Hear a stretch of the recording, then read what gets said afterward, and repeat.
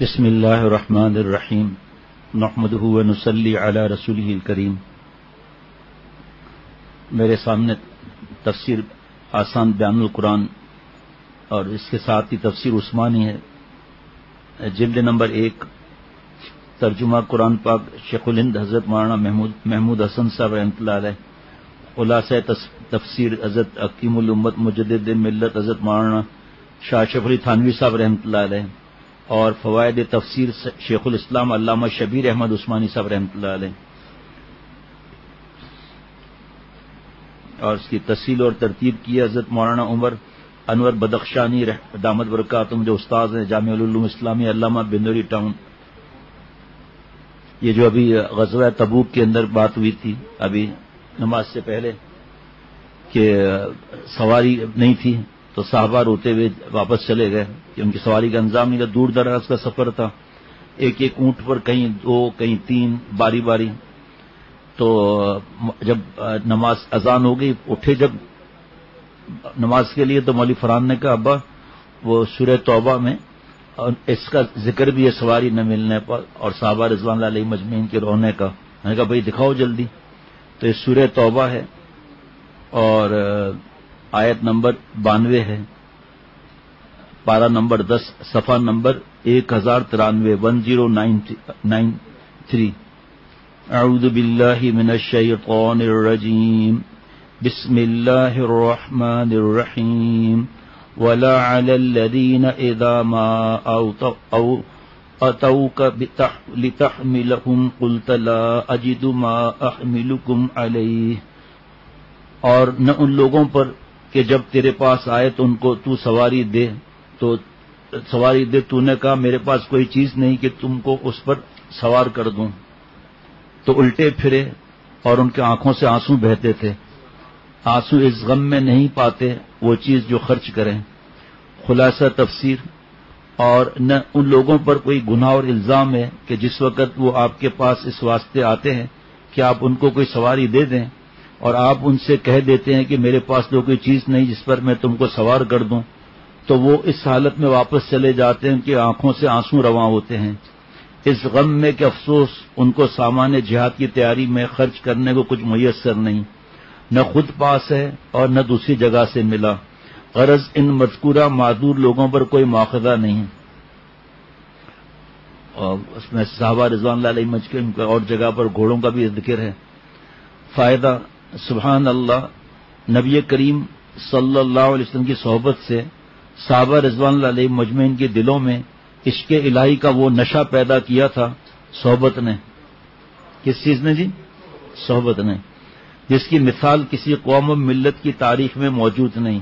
اور یہ بھی یاد رکھیے گا، جیسے میں بار بار عرض کرتا ہوں کہ صحابہ رضوان اللہ علیہ مجمعین جیسا کوئی پیارا ساتھی ہو ہی نہیں سکتا۔ آپ صلی اللہ علیہ وسلم کی صحبت ملی، اب جب صحبت پر بیان ہو تو کوئی یہ چیز نہ سمجھ لے جا کر آپ صلی اللہ علیہ وسلم کی خاص صحبت اور صحابی بنے، بعد میں آنے والے کتنے بھی کتابیں کتنی بھی تفسیریں یاد کچھ بھی ہو جائے لیکن صحابی نہیں بن سکتے، کیونکہ آپ صلی اللہ علیہ وسلم کی صحبت کسی کو نہیں مل سکتی۔ آپ صلی اللہ علیہ وسلم کی صحبت نے صحابہ کے دلوں میں عشق الہی کا وہ نشہ پیدا کیا تھا۔ آج بھی نیک صحبتوں سے نشہ ملتا ہے لیکن وہ نہیں مل سکتا، اللہ کے قرب کا نشہ ملتا ہے، ورنہ کیوں لوگ جو ہے نمازیں پڑھتے ہیں سردیوں میں گرمیوں میں، کیوں فلم چھوڑ دیتے ہیں، کیوں تڑپ تڑپ کے اٹھتے ہیں کہ فجر کی نماز ملی نہیں ملی؟ کیا یہ نشہ ہی تو ملتا ہے؟ انہوں مع الصادقین کی وجہ ہی یہی ہے کہ آدمی دیکھتا ہے کہ فلاں نے داڑھی رکھ لی، فلاں نے کا یہ عمل، یہ غیر شرعی تقریبات میں نہیں جا رہا، ماں باپ سے ایسا ادب، اور خدمت میں آگے بڑھ بڑھ کر خدمت کر رہا ہے، نظر کی حفاظت کر رہا ہے، دل کی حفاظت کر رہا ہے، ماں باپ سے خدمت سے رہ رہا ہے، بیوی کی خطاؤں کو معاف کر رہا ہے، یہ سب چیزیں تو آتی ہیں۔ پھر یہ ایسا تھوڑی ہے کہ کوئی صحبت کے بغیر نیک بن ہی نہیں سکتا، بنتے ہیں لیکن عادت اللہ یہی ہے، اور ولی بھی بن سکتے ہیں صحبت کے بغیر کسی اللہ والے کے۔ حضرت تھانوی رحمۃ اللہ علیہ کل میں پڑھ رہا تھا، فرمایا اس میں بھی کسی اللہ والے کی دعا لگی ہوگی، جاؤ کسی بیان میں آیا ہوگا، کسی مسجد میں بیٹھا ہوگا، کسی نکاح میں آیا ہوگا، کوئی ایسی وجہ ہوگی ان کی دعا لگی ہوگی۔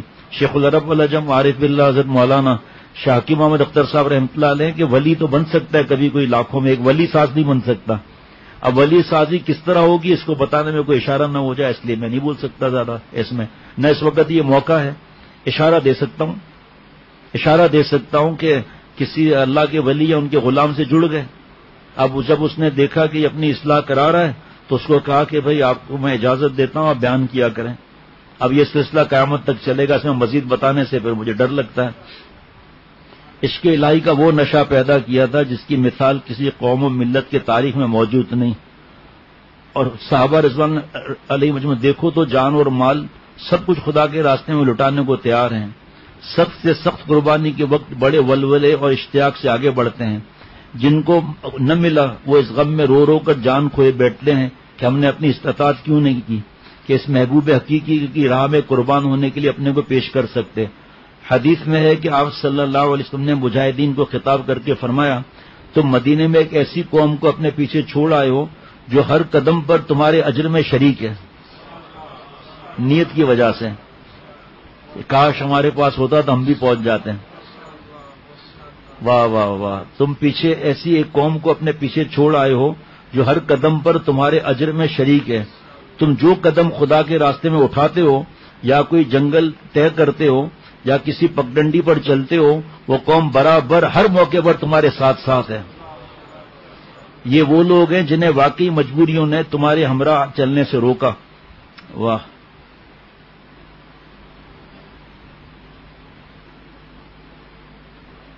تھوڑا سا رس کر لیتا ہوں، ایسا پتا چلا یہ تفسیر شروع ہو گئی، پھر میں تفسیر تو میں نہیں کر سکتا، میں تو پڑھ رہا ہوں۔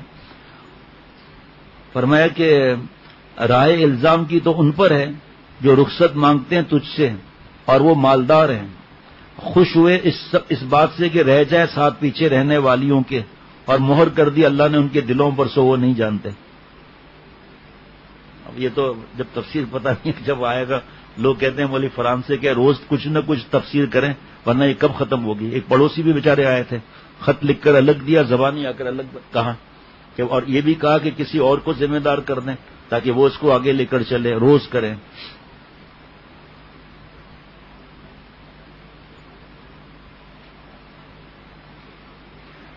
صرف اب باقی ایسا آگے چلتا ہے کہ جو کچھ صحابہ پیچھے پھر پیدل بھی چلے، صرف 10 افراد ایسے تھے جو کسی عذر کے بغیر پیچھے رہ گئے اور بعد میں پابر عقاب نہ ہو سکے، بغیر کسی عذر کے پیچھے رہ گئے۔ ان میں حضرت ابو لبابہ بن عبد المنذر، مرارہ بن ربی، ہلال بن امیہ اور کعب بن مالک رضی اللہ عنہم کے نام نمایاں ہیں۔ اس کٹھن، اب سنیے آگے کیا کیا باتیں آتی ہیں۔ اس کٹھن سفر میں نبی اکرم صلی اللہ علیہ وسلم کا گزر وادی حجر سے ہوا، جہاں قوم ثمود کے کھنڈرات تھے۔ ہزاروں برس پہلے یہاں حضرت صالح علیہ السلام نے توحید کی صدا بلند کی تھی، اور قوم نے ان کی دعوت کا انکار کر کے عذاب خداوندی کی حق جو ہے وہ عذاب خداوندی کی راہ اپنے لیے ہموار کی۔ اللہ کی طرف سے مسلط کردہ زلزلے اور کڑک نے ان کا نام و نشان تک مٹا دیا۔ ہاں، پہاڑوں میں تراشے ہوئے ان کے مکانات اور کھنڈر زبان حال سے ان کی داستان عبرت سنا رہے ہیں۔ مجھے نہیں معلوم یہ قوم ہے یا کیا ہے، لیکن پہاڑ میں جو گئے انہوں نے بتایا کہ اندر ہاتھوں سے کاٹ کاٹ کر انہوں نے غار بنائے، ہاتھوں سے کاٹ کاٹ کر جو میز کرسی بنائے وہ اب تک موجود ہے پہاڑ کے، اتنے طاقت تھی کہ ہاتھوں سے کاٹا ہے انہوں نے۔ حضور اکرم صلی اللہ علیہ وسلم کو خدشہ ہوا کہ کہیں مسلمان اس تباہ شدہ قوم کی عمارت کا جائزہ لینے نہ رک جائیں اور اس تفریح اور تماشا بنا کر اصل تاثر یعنی عبرت اور خوف خداوندی کو فراموش نہ کر دیں، اور اس بے حسی کے پاداش میں خود بھی اللہ کے عذاب کے حقدار نہ بن جائیں۔ اس لیے آپ صلی اللہ علیہ وسلم نے یہاں سے گزرتے ہوئے اپنے چہرے مبارک کو کپڑے سے ڈھانک لیا تاکہ کھنڈروں کے بھیانک منظر پر نگاہ بھی نہ پڑنے پائے، اور آپ صلی اللہ علیہ وسلم نے سواری کی رفتار بھی بڑھا دی۔ ساتھ ہی صحابہ رضوان اللہ علیہ مجمعین کو تاکید کی، ان ظالم لوگوں کی آبادی سے گزرتے ہوئے تمہیں اس ڈر سے رونا چاہیے کہ کہیں وہ عذاب تم پر نازل نہ ہو جائے۔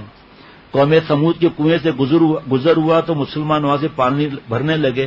آپ صلی اللہ تعالی علیہ وسلم نے فرمایا اس پانی کو مت پینا، نہیں اس سے وضو کرنا۔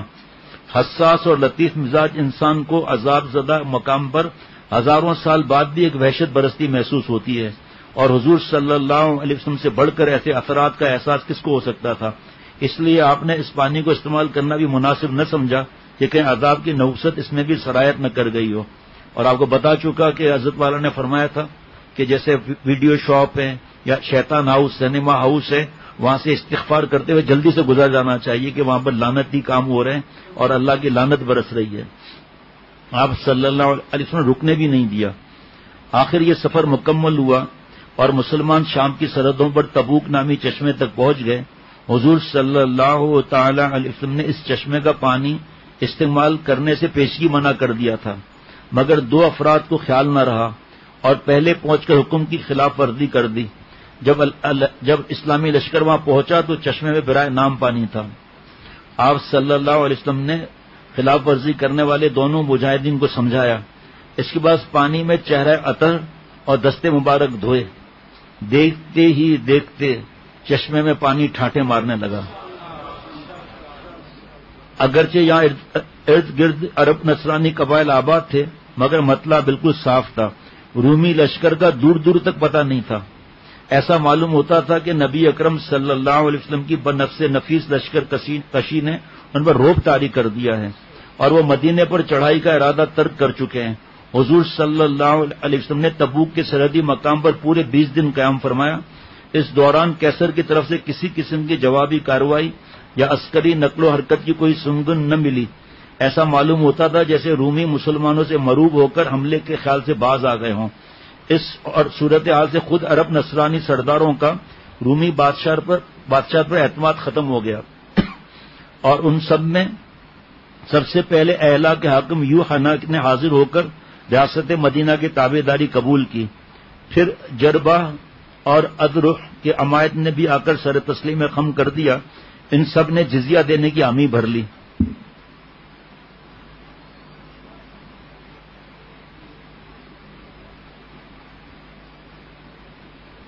یہاں سے حضور صلی اللہ علیہ وسلم اپنے نامور شہ سوار حضرت خالد بن ولید رضی اللہ تعالیٰ عنہ کو دومت الجندل کے نصرانی حاکم عقیدر بن مالک کے گوش شمالی کے لیے روانہ کیا، کیونکہ دومت الجندل میں ایک مدت سے مسلمانوں کے قافلوں سے چھیڑ چھاڑ کی جا رہی تھی۔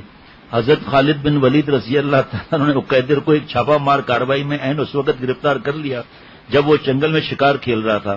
آخر عقیدر نے نبی اکرم صلی اللہ علیہ وسلم کی خدمت میں حاضر ہو کر اطاعت کا عہد کیا۔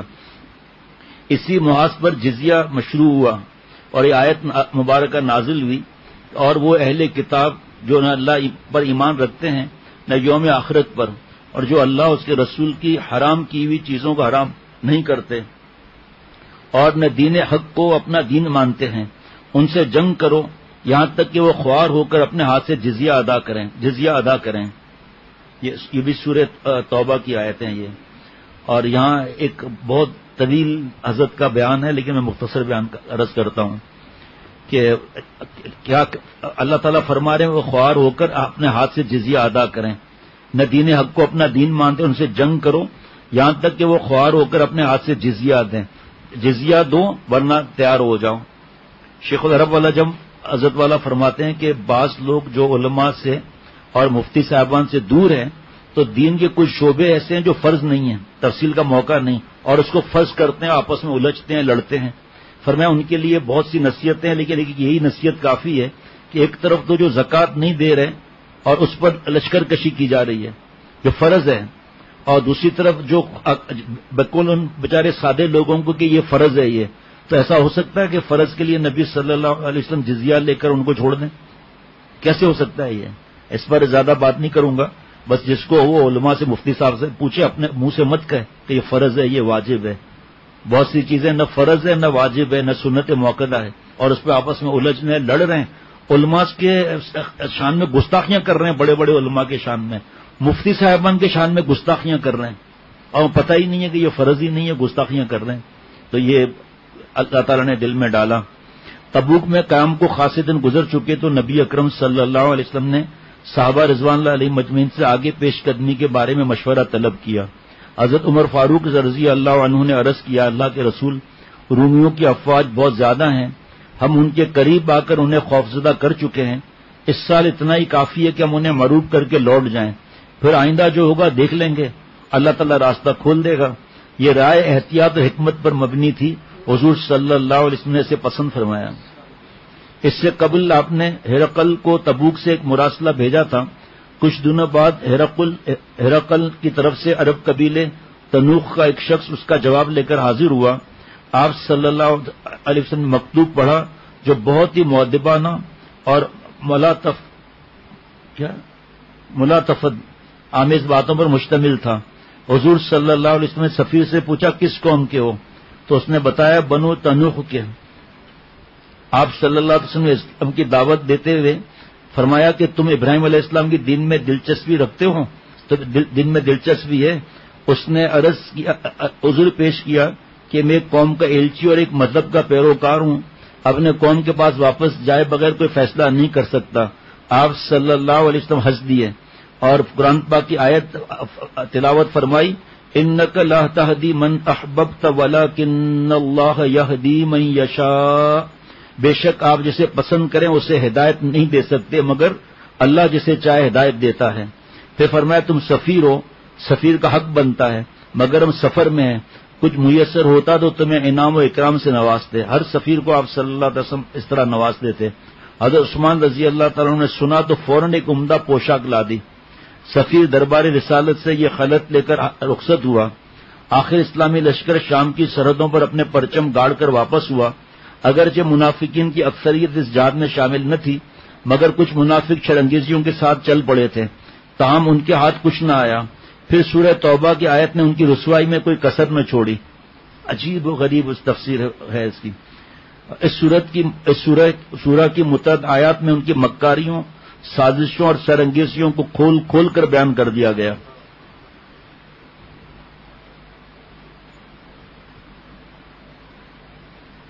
انہی دنوں منافقین نے مدینہ شریف کے مسافات میں ایک مسجد تعمیر کی تھی جو دراصل مسلمانوں میں پھول ڈلوانے اور ان کی جڑیں کاٹنے کے لیے ایک مرکز کی حیثیت رکھتی تھی۔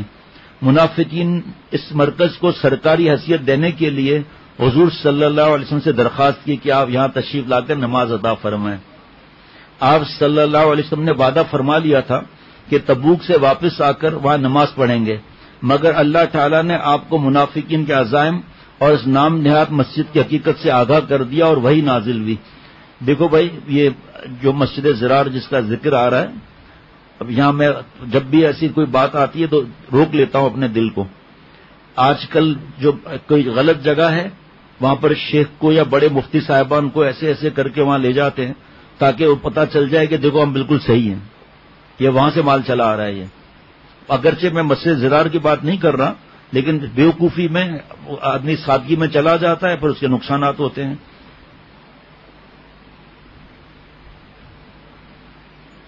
اور کچھ لوگ وہی کیا نازل ہوئی کہ اور کچھ لوگ ایسے ہیں جنہوں نے ایک مسجد جیسی شکل اس کام کے لیے بنائی ہے کہ مسلمانوں کو نقصان پہنچائیں، کافرانہ باتیں کریں، مسلمان میں پھوٹ ڈالیں، وہی کے ذریعے اعلان ہو رہا ہے، اور اس شخص کو ایک اڈا فراہم کریں جس کے اللہ اور اس کے رسول سے جنگ ہے، اور یہ قسمیں ضرور کھا لیں گے کہ بھلائی کے سوا ہماری کوئی اور نیت نہیں، لیکن اللہ اس بات کی گواہی دیتا ہے کہ وہ قطعی جھوٹے ہیں۔ اے پیغمبر، تم اس نام نہاد مسجد میں کبھی نماز کے لیے کھڑے مت ہونا۔ یوں اللہ نے اس مسجد کو مسجد زرار قرار دے کر اس کی حقیقت کھول دی۔ چنانچہ حضور صلی اللہ علیہ وسلم نے تبوک سے واپسی پر صحابہ کو بھیج کر اس نام نہاد مسجد کو نظر آتش کر دیا، کیونکہ مسجد تھی نہیں۔ ماہ رمضان میں حضور صلی اللہ علیہ وسلم تبوک سے مدینہ منورہ واپس تشریف لائے۔ ادھر آپ کی صاحبزادی ام کلثوم رضی اللہ عنہا کا انتقال ہو گیا۔ اسما بنت امیس، ام عطیہ اور حضور صلی اللہ علیہ وسلم کی پھوپھی صفیہ رضی اللہ عنہا نے مل کر غسل دیا۔ قبر کی کھدائی کے وقت نبی اکرم صلی اللہ علیہ وسلم نم آنکھوں کے ساتھ کنارے پر تشریف فرما تھے۔ آپ نے اپنے پیارے داماد کی تنہائی کا دکھ بھی بخوبی محسوس کیا اور فرمایا کہ میری تیسری بیٹی ہوتی تو وہ بھی عثمان کے نکاح میں دے دیتا۔ کیسے حضرت عثمان رضی اللہ تعالیٰ اور بیچارے بدبختی کیا بول سکتے ہیں۔ غزوہ تبوک سے پیچھے رہ جانے والے منافقوں نے حضور صلی اللہ علیہ وسلم کے سامنے غیر حاضری کے جھوٹے بہانے پیش کر کے اپنی عزت بچانے کی کوشش کی۔ البتہ ان حضرات نے جو کسی معقول عذر کے بغیر شرکت سے رہ گئے، غلط بیانی نہ کی اور اپنی غلطی کا اعتراف کر لیا، یہ 10 افراد تھے۔ ان میں سے 7 نے خود کو مسجد نبوی کے ان ستونوں سے باندھ لیا جہاں سے نبی اکرم گزر کر محراب میں تشریف لاتے تھے۔ انہی میں حضرت ابو لبابہ بن عبد المنذر اور شامل تھے۔ انہوں نے خود کو ستونوں سے باندھ کر قسم کھائی کہ اس وقت تک بندے رہیں گے جب تک اللہ تعالیٰ کی طرف سے توبہ قبول نہیں ہو جاتی۔ 7ویں دن حضرت ابو لبابہ رضی اللہ عنہ بے ہوش ہو گئے۔ ادھر اللہ کی طرف سے مغفرت کی بشارت آ گئی۔ جب ابو لبابہ رضی اللہ عنہ کو یہ خوشخبری دی گئی، اب یہ لفظ ایک لائن ہے نا، سر تفصیل کتنے صفحات میں ہے، پوری ابھی اس وقت کے حساب سے پوری بھی نہیں ہو سکتی تفصیل، لیکن اس کو پڑھنا ہے، عجیب و غریب واقعہ ہے۔ یہ خوشخبری دی گئی تو وہ کہنے لگے اس وقت تک خود کو نہیں کھولوں گا جب تک رسول اللہ صلی اللہ علیہ وسلم نے کھول دیں۔ آخر رسول اللہ صلی اللہ علیہ وسلم نے اپنے دستے مبارک سے انہیں کھولا۔ حضرت ابو لبابہ رضی اللہ عنہ نے اس گناہ کے کفارے کے لیے اپنا سارا مال صدقہ کرنے کا عزم کیا اور ان کے باقی 6 ساتھیوں نے بھی یہی ارادہ ظاہر کیا۔ تاہم رسول اللہ صلی اللہ علیہ وسلم نے فرمایا 1/3 کافی ہے۔ کعب بن مالک رضی اللہ عنہ اور ان کے ساتھیوں کی توبہ۔ غزوہ تبوک سے رہ جانے والے باقی 3 افراد کعب بن مالک، مرارہ بن ربیع اور ہلال بن امیہ رضی اللہ عنہم تھے، جن کی آزمائش بہت طویل ہوئی۔ حضور صلی اللہ علیہ وسلم نے اللہ کے حکم کے تحت مسلمانوں کو ان سے سلام اور کلام کرنے سے روک دیا۔ ان کے معاشرتی مقاطعے کا سلسلہ 50 دن تک جاری رہا۔ ان تینوں حضرات میں سے مرارہ بن ربیع اور ہلال بن امیہ رضی اللہ عنہما تو رنج و غم اور گریہ وزاری کے سبب گھروں میں بند ہو کر رہ گئے، جبکہ کعب رضی اللہ عنہ جو نہایت مضبوط دل گردے کے آدمی تھے، مسجد نبوی اور بازاروں میں آتے جاتے رہتے تھے، تاہم کوئی مسلمان ان سے سلام و کلام نہیں کرتا تھا۔ انہی دنوں بنو غسان کے نصرانی گورنر نے ایک نبطی تاجر کے ذریعے انہیں یہ خط بھیجا کہ مجھے معلوم ہوا ہے کہ تمہارے آقا نے تمہارے ساتھ برا سلوک کیا ہے، اللہ تمہیں ذلت کی جگہ نہ رکھے، تم ہمارے پاس آ جاؤ، ہم تمہارا اعزاز و اکرام کریں گے۔ حضرت کعب بن مالک رضی اللہ عنہ نے غیرت ایمانی کا مظاہرہ کرتے ہوئے اس خط کو یہ کہہ کر تنور میں جھونک دیا، یہ بھی ایک آزمائش ہے۔ اور کل جب واقعہ سنیں گے نا تو ایسا دل کی حالت ہوگی کہ کیا عرض کروں۔ اور خود حضور صلی اللہ علیہ وسلم کو بھی اس کا بےحد رنج تھا۔ یہ تینوں حضرات مسلسل توبہ و استغفار میں مشغول رہے، ان کی حالت پر صحابہ بھی غمزدہ تھے اور خود حضور صلی اللہ علیہ وسلم کو بھی بےحد رنج تھا۔ آخر 50 دن مکمل ہونے پر نماز فجر کے بعد وحی نازل ہوئی۔ واہ! اور ان تینوں پر اللہ نے رحمت کی نظر فرمائی جن کا فیصلہ ملتوی کر دیا گیا تھا، یہاں تک کہ جب ان پر یہ زمین اپنے ساری وسعت کے باوجود تنگ ہو گئی، جو حضرت سناتے تھے اذا ضاقت علیہم الارض بما رحبت وضاقت علیہم انفسہم، اور ان کی زندگی ان پر دو بھر ہو گئی تھی اور انہوں نے سمجھ لیا کہ اللہ کی پکڑ سے خود اسی کی پناہ میں آئے بغیر کہیں اور پناہ نہیں مل سکتی۔ پھر اللہ نے ان پر رحم فرمایا تاکہ وہ آئندہ اللہ ہی کی طرف رجوع کیا کریں۔ واہ واہ! اس پر حضرت کا بیان ہے ثم تاب علیہم لیتوبوا ان اللہ هو التواب الرحیم، یقین جانو اللہ بہت معاف کرنے والا، بڑا مہربان ہے۔ اس آیت میں ان تینوں حضرات کی توبہ قبول ہونے کی بشارت دی گئی۔ حضور صلی اللہ علیہ وسلم و تمام صحابہ اس دن بے حد مسرور ہوئے۔ مسجد نبوی میں مسرت کی ایک لہر دوڑ گئی۔ صحابہ رضوان علیہ مجمعین یا تو سلام نہیں کر رہے تھے یا دوڑ دوڑ کر ان تینوں کو مبارکباد دینے لگے۔ جب حکم آیا تو کیا معاملہ، جب دوسرا حکم آیا تو کیا معاملہ، اطاعت کیسی۔ خود حضور صلی اللہ علیہ وسلم کا چہرہ مبارک خوشی سے چاند کی طرح تمتما رہا تھا۔ حضرت کعب بن مالک رضی اللہ عنہ رسول اللہ صلی اللہ تعالی علیہ وسلم کے قدموں مبارک میں بیٹھ گئے اور عرض کیا یا رسول اللہ، توبہ کی قبولیت کیا آپ کی طرف سے ہے یا اللہ کی طرف سے؟ حضور صلی اللہ علیہ وسلم فرمایا کہ اللہ کی طرف سے ہے۔ حضرت کعب بن مالک رضی اللہ عنہ نے اجازت چاہی کہ اس کو ہوتا ہے کہ کفارے میں اپنا تمام مال خیرات کر دیں، مگر رسول اللہ صلی اللہ علیہ وسلم نے فرمایا کچھ مال رکھ لو، تمہارے لیے بہتر ہوگا۔ حضرت کعب رضی اللہ عنہ نے عرض کیا کہ مجھے اللہ نے سچ بولنے کی وجہ سے ہی نجات دی۔ جھوٹ بولنا حرام ہے اور گناہ کبیرہ ہے، جھوٹ بولنا۔ آج آدمی سمجھتا ہے ہم جھوٹ بول کے بچ جائیں گے، جو ہماری عادت ہے اللہ معاف فرمائے، لیکن کتنا سخت اور سچ بولنے کا انعام دیکھیں. مجھے اللہ نے سچ بولنے کی وجہ سے نجات دی. میں اپنی توبہ کی قبولیت کے شکرانے میں عہد کرتا ہوں کہ میں کبھی جھوٹ نہیں بولوں گا. پھر انہوں نے زندگی بھر اپنے عہد کو بخوبی نبھایا. حضور صلی اللہ علیہ وسلم کے تبوک سے واپس تشریف لانے کے کچھ دنوں بعد مدینہ شریف میں مختلف قبیلوں کے وفود کی آمد شروع ہو گئی. یہ وہ لوگ تھے جنہوں نے فتح مکہ سے اب تک تقریباً 1 سال کے عرصے میں اسلام کے بارے میں اچھی طرح غور و فکر کیا. اس کے بعد دل کی گہرائیوں سے اسلام لانے کا فیصلہ کیا. ان وفود کی آمد سے اسلام کی دعوت بہت کم وقت میں دور دور تک پھیل گئی. حضور صلی اللہ تعالی علیہ وسلم ان کا اکرام کرتے، مختلف قبائل کی خوبیوں کا لحاظ اور ان کے فضائل اور مناقب کا اظہار فرماتے، جس سے ان کی ہمت افزائی ہوتی. کوئی خاص کوتاہی دیکھتے تنبیہ فرماتے. آپ صلی اللہ علیہ وسلم ان وفود کو بڑے اہتمام کے ساتھ اسلامی عقائد، ارکان دین، شرعی احکام سکھاتے. چونکہ اس دور میں علم کے پیاسے صحابہ رضوان اللہ علیہ مجمعین ہر آن دربار رسالت میں بکثرت موجود رہتے تھے، اس لیے یہ روایت بہت اچھی طرح محفوظ کر لی گئی. اور چونکہ یہ دور رسالت کا آخری زمانہ تھا، اس لیے اس دور میں محفوظ کیے گئے نئے احکام سابق احکام کی طرح ناسخ بھی مانے گئے.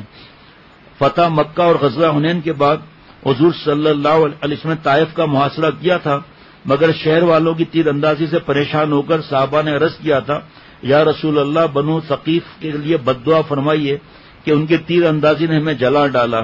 مگر رحمت دو عالم صلی اللہ علیہ وسلم نے دعا فرمائی، یا اللہ ثقیف کو ہدایت فرما. یہ دعا قبول ہوئی. غزوہ تبوک کے بعد سب سے پہلے طائف کا وفد آ کر مشرف و اسلام ہوا. حضور صلی اللہ علیہ وسلم نے عثمان بن ابو العاص رضی اللہ عنہ کو ان کا امیر مقرر کیا. وہ جوان تھے مگر علم و فہم میں بہت نمایاں تھے. طائف کا مشہور بت لات، نامی لات تو پڑی بھی لات، لات تو پڑی بھی لات نا، پورے عرب میں پوجا جاتا تھا. حضور اکرم صلی اللہ علیہ وسلم نے ابو سفیان بن حرب اور مغیرہ بن شعبہ رضی اللہ عنہما کو بھیج کر یہ بت پاش کرا دیا. بنو تمیم کے لوگ حاضر ہو کر مشرف و اسلام ہوئے. حضور صلی اللہ علیہ وسلم نے ان کی تعریف کی، فرماتے ہوئے فرمایا کہ میری امت کے یہ لوگ دجال کے خلاف سب سے سخت ہوں گے. حضرت عائشہ صدیقہ رضی اللہ تعالیٰ عنہ کے پاس بنو تمیم کی ایک باندی تھی. آپ صلی اللہ علیہ وسلم نے حکم دیا کہ اسے آزاد کر دو، یہ نسل اسماعیل سے ہے. بنو تمیم کی طرف سے زکوٰۃ پیش کی گئی. فرمایا یہ میرے قوم کی زکوٰۃ ہے. بنو تمیم کے وفد میں ساسا بن ناجیہ بھی تھے. انہوں نے دین کے احکام اور قرآن مجید کی تعلیم حاصل کرنے کے بعد عرض کیا، اللہ کے رسول، اسلام لانے سے پہلے میں نے جو نیکیاں کی ان کا اجر ملے گا؟ رسول اللہ صلی اللہ تعالی وسلم نے فرمایا، تم نے کیا عمل کیا؟ سننا ذرا دل تھام کر بھائی.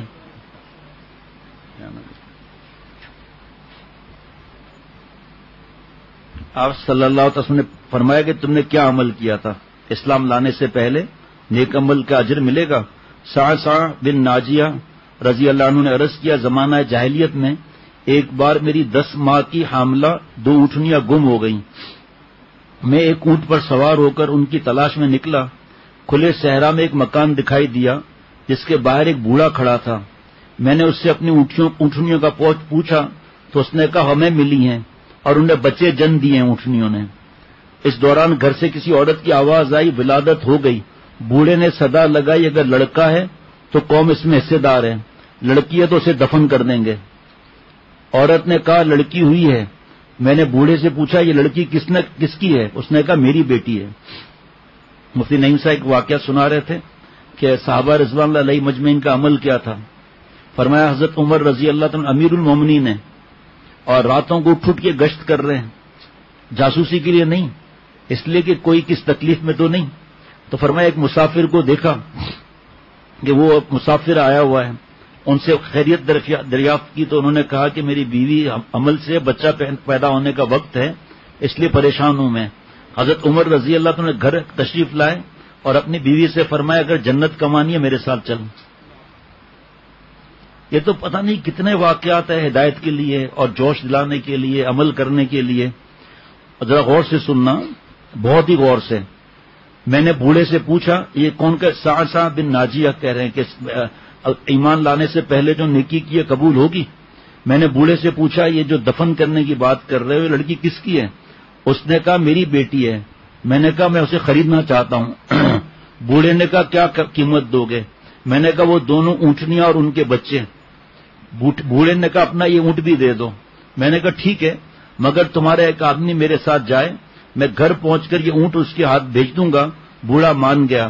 میں نے گھر پہنچ کر اونٹ بھی بھیج دیا، اور اسی رات میں سوچنے لگا اس طرح بچیوں کی جان بچانا تو ایسی نیکی ہے جو عربوں میں اس سے پہلے کسی نے نہیں کی۔ بس جب اسلام کا ظہور ہوا تب تک میں 360 بچیوں کی جانیں بچا چکا تھا۔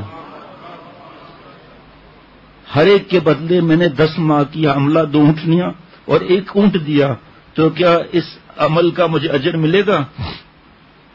آپ صلی اللہ علیہ وسلم فرمایا یہ نیکی کا ایک باب ہے جس کا اجر تمہیں ملے گا، کیونکہ اللہ تمہیں اسلام سے نواز چکا ہے۔ اللہ تجھے اسلام سے نواز چکا ہے۔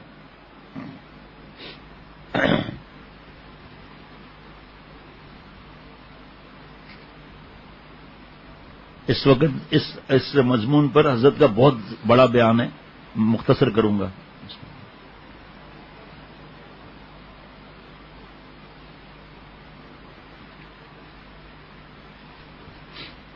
یہ اللہ ان عورتوں تک پیغام پہنچا دے، آزادی آزادی، مرد عورت برابر برابر، اور برے برے نعرے لگانے والی۔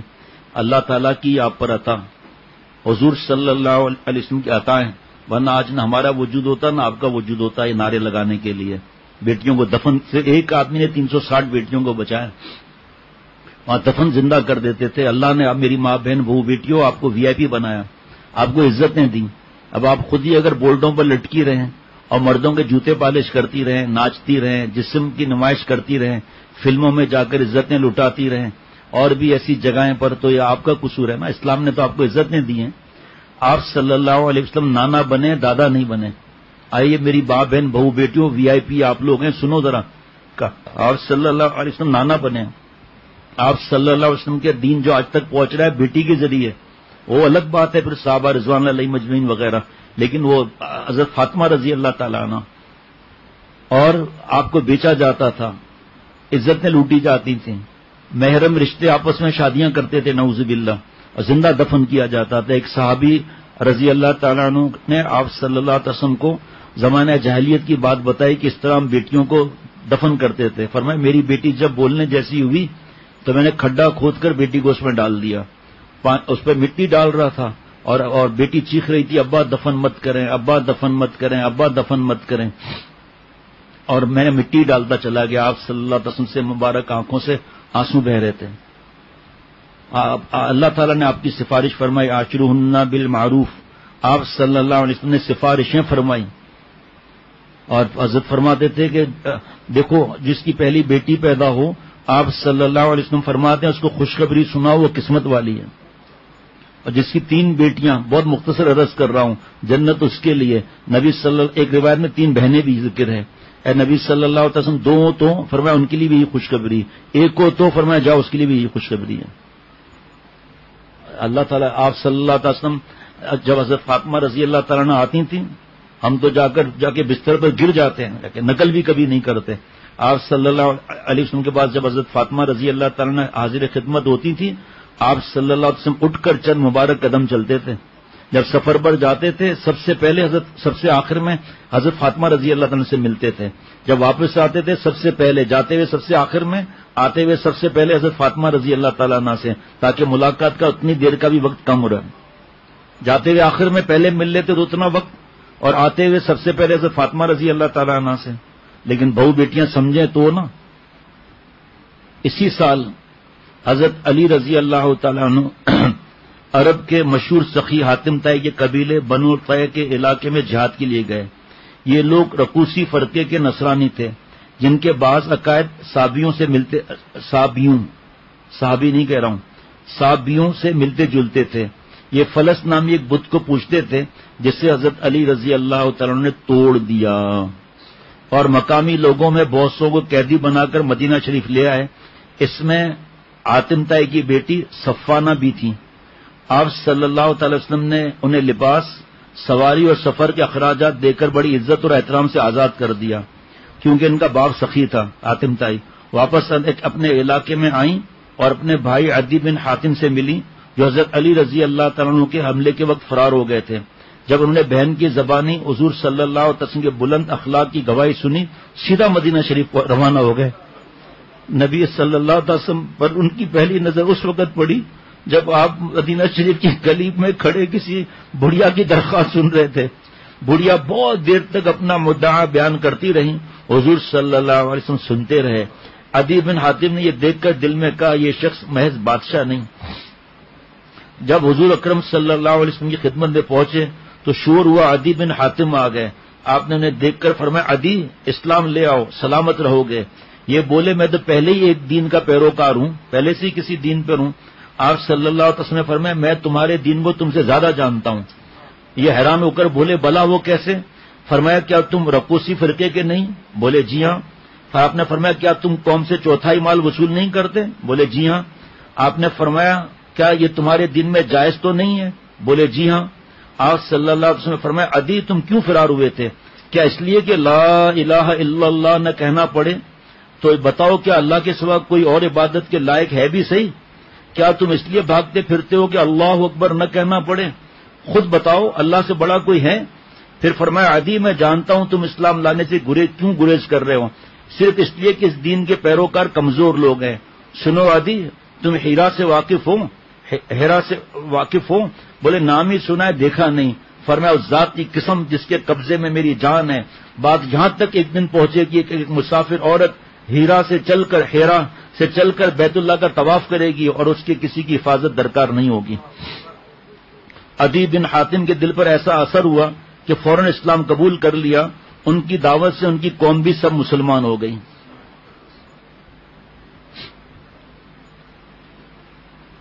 ذوالقعدہ 9 ہجری میں اسلام کا بدترین دشمن اور منافقین کا سردار عبداللہ بن ابی 20 دن بیمار رہ کر مر گیا۔ اس کی آخری خواہش تھی کہ حضور اقدس صلی اللہ تعالی علیہ وسلم اسے اپنے کرتے میں کفن دیں، اس کی نماز جنازہ پڑھائیں اور دعائے مغفرت فرمائیں۔ اس کے بیٹے عبداللہ رضی اللہ عنہ کی بھی یہی درخواست تھی۔ آپ صلی اللہ تعالی وسلم نے بیٹے کی لاج رکھتے ہوئے ایسا ہی کیا، مگر جب تدفین اور دعائے مغفرت سے فارغ ہو گئے تو اللہ تعالیٰ کی طرف سے سورہ توبہ کی آیات نازل ہوئی، جن میں ایسے منافقوں کی نماز جنازہ پڑھانے اور ان کے دعاؤں کے لیے ممانعت کر دی گئی۔ اب اسلام قبول کرنے والے قبائل کے ایک تانتا بن چکا تھا۔ آئے دن کسی نہ کسی قبیلے کا وفد مسجد نبوی میں حاضر خدمت ہوتا اور اسلام قبول کرتا، دین کے احکام سیکھتا۔ اس لیے اس سال کو عام الوفود کہا جاتا ہے۔ بنو اسد، بنو فزارہ، بنو مرہ، بنو کلاب، بنو بکا، بنو کنانا، بنو سلیم، بنو ہلال بن عامر، بنو بکر بن وائل اور ازد جیسے مشہور قبائل اسلام لائے۔ یمن، عمان، بحرین سے قافلے آئے۔ یمن کے ملوک خمیر کا وفد بھی آیا۔ وائل بن حجر، جریر بن عبداللہ، اشعث بن قیس، تمیم داری رضوان اللہ علیہ مجمعین جیسے شرفا عرب نے انہیں ایمان میں اسلام قبول کر لیا، انہی ایام میں اسلام قبول کر لیا۔ بنو سعد بن بکر کے سردار زمام بن ثعلبہ بھی حاضر ہو کر مشرف با اسلام ہوئے، پھر اپنی قوم میں جا کر اس جوش و خروش کے ساتھ تبلیغ کی کہ ایک ہی دن میں پورے قبیلے نے کلمہ پڑھ لیا۔ آگے ہے حج کی فرضیت اور پہلا حج۔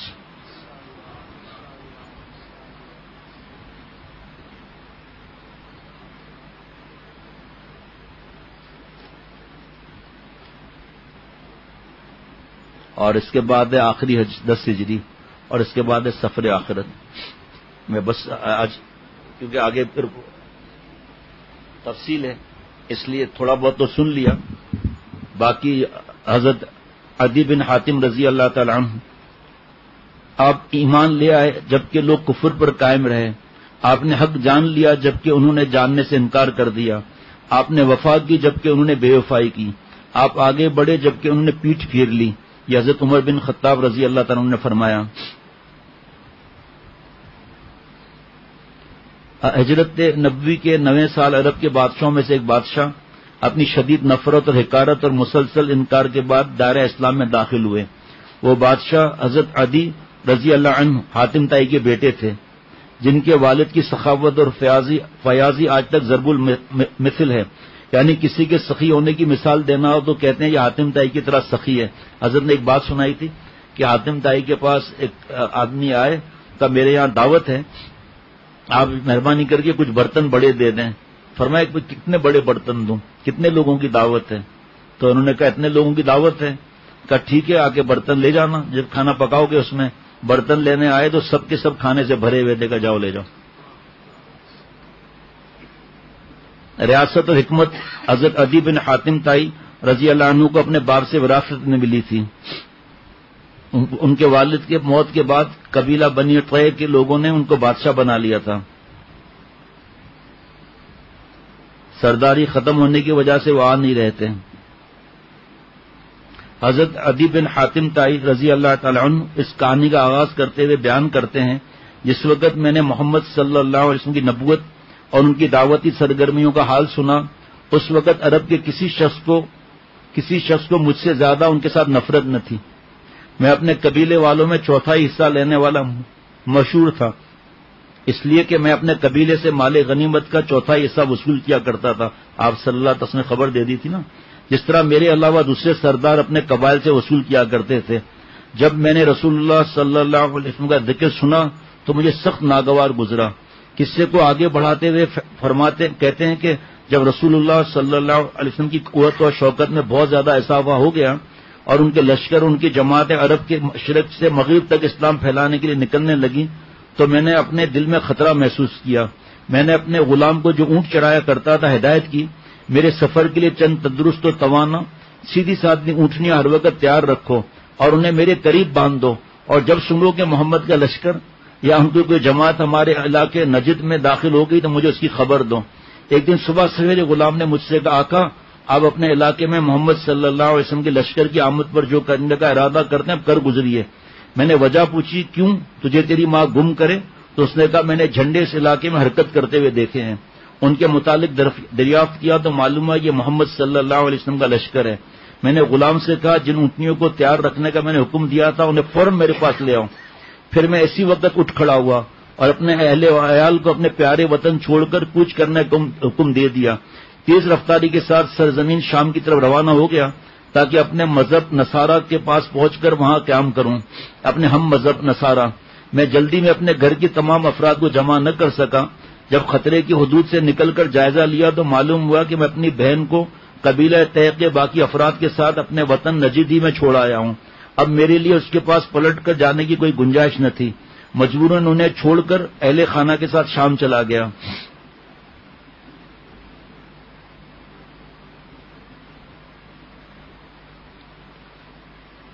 میری بہن کو گرفتار کر لیا گیا اور انہیں دوسرے قیدیوں کے ساتھ مدینہ لے جایا گیا اور مسجد کے دروازے کے قریب ایک احاطے میں بند کر دیا گیا۔ مجھے یہ بھی اطلاع ملی کہ ایک دن نبی کریم صلی اللہ علیہ وسلم کا گزر میری بہن کی طرف سے ہوا تو انہوں نے اٹھ کر آپ صلی اللہ علیہ وسلم سے عرض کیا، اے اللہ کے رسول، میرے والد انتقال کر چکے ہیں، میرے سرپرست غائب ہیں، آپ مجھ پر احسان کیجئے، اللہ آپ پر احسان کرے گا۔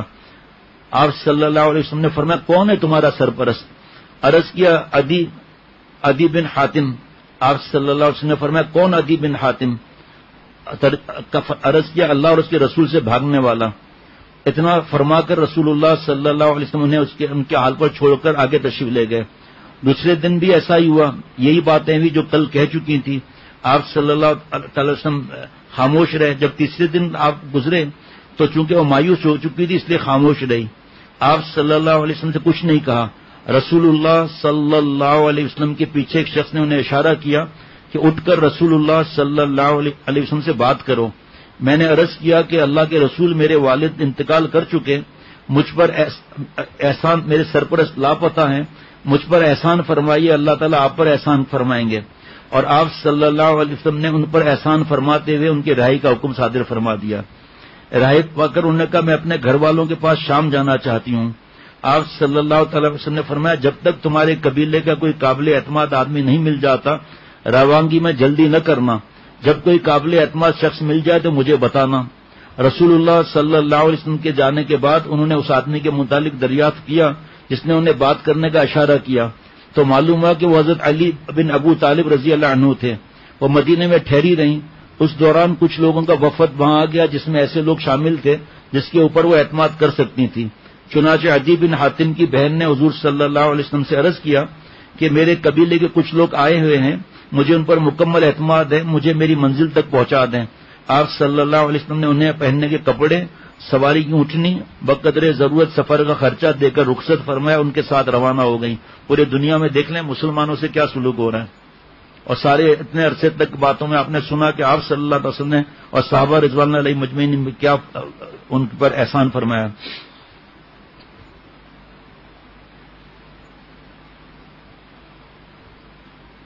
عدی بن حاتم کہتے ہیں کہ پھر میں نے سفر کی تیاری کی. بہن کی باتیں سن کر میں بتا چکا ہوں. آج تو یہیں پر اختتام ہوگا انشاءاللہ تعالی. رسول اللہ صلی اللہ علیہ وسلم کی خدمت میں مدینہ پہنچا. میں نے ان سے پہلے تو نہ ان کے پاس اپنے پہنچنے کی اطلاع بھیجی تھی نہ ان سے اپنے لیے امان حاصل کی تھی. البتہ مجھے اطلاع ہو گئی تھی کہ انہوں نے میرے متعلق اپنے ساتھیوں سے فرمایا مجھے امید ہے کہ اللہ تعالیٰ عدی بن حاتم کا ہاتھ میرے ہاتھ میں دے دے گا.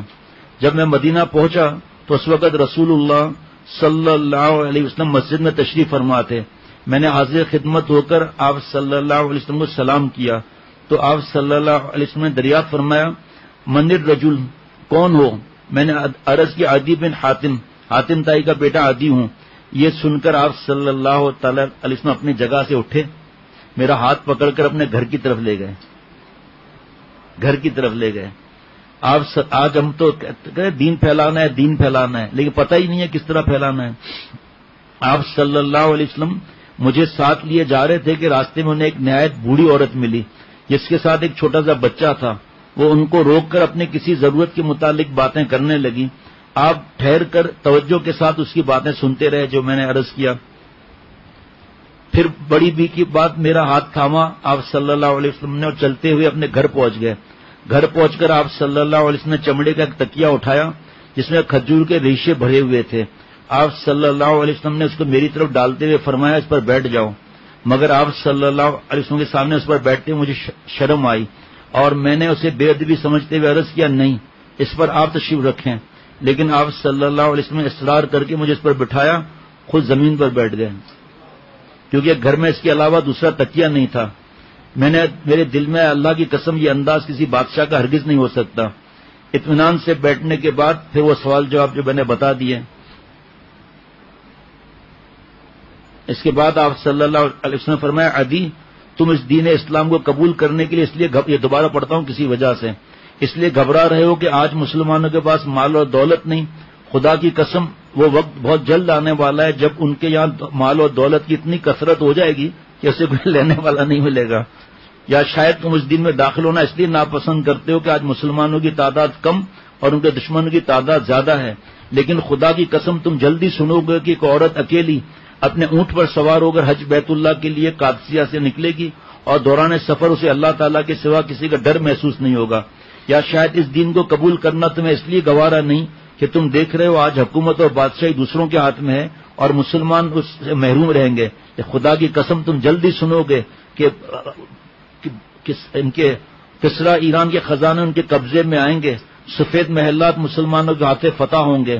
میں نے حیرت سے پوچھا کیا کسرا کے خزانے؟ آپ صلی اللہ علیہ وسلم نے یقین کے ساتھ ہاں کسرا کے خزانے. اس وقت کلمہ شہادت پڑھ کر میں دائرہ اسلام میں داخل ہو گیا. حضرت عدی بن حاتم نے طویل عمر پائی. وہ فرماتے ہیں کہ آپ صلی اللہ علیہ وسلم کی 2 پیشن گوئیاں حرف بحرف پوری ہو چکی ہیں, صرف ایک باقی رہ گئی. خدا کی قسم وہ بھی یقیناً پوری ہو کر رہے گی. اللہ تعالیٰ ہم سب کو اللہ والا بنائے, عافیت سے رکھے. اللہ تعالیٰ کی تیسری پوزیشن گوئی بھی زاہد اور عابد خلیفہ حضرت عبد الرحمن حضرت عمر بن عبد العزیز رحمۃ اللہ علیہ کے دور خلافت میں پوری ہو گئی. اس وقت مسلمان مالی اعتبار سے اس قدر خوشحال ہو گئے کہ خلیفہ عمر بن عبد العزیز رحمۃ اللہ علیہ کا آدمی فقراء اور مساکین کو زکوٰۃ کا مال لینے کے لیے پکارتا مگر کوئی اس کو لینے والا نہیں تھا. اور یہ پیشن گوئی بھی یہ بھی پوری ہوئی.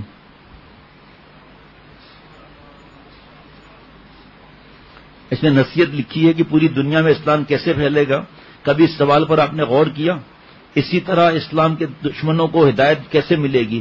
اسلام کے دشمنوں کو اسلام کا دوست کس طرح بنایا جا سکتا ہے؟ فقیروں اور بادشاہوں دونوں کو اسلام میں داخل کرنے کا کیا راستہ ہے؟ آئیے ان سب باتوں کے جوابات ہم سیرت سے تلاش کرتے ہیں. ربنا تقبل منا انک انت السمیع العلیم.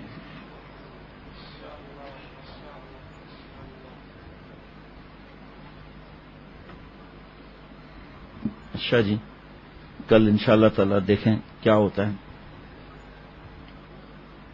ایک حج پہلا، پھر جس میں آپ صلی اللہ علیہ وسلم شریک ہوئے آخری حج، اس کا اس کے بعد آپ صلی اللہ علیہ وسلم سفر آخرت.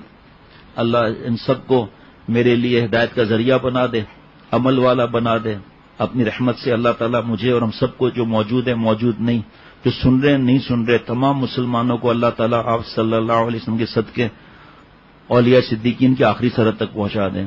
اور کرونا اور بڑی بیماریاں، چھوٹی بیماریاں سب کو اللہ ختم فرما دے.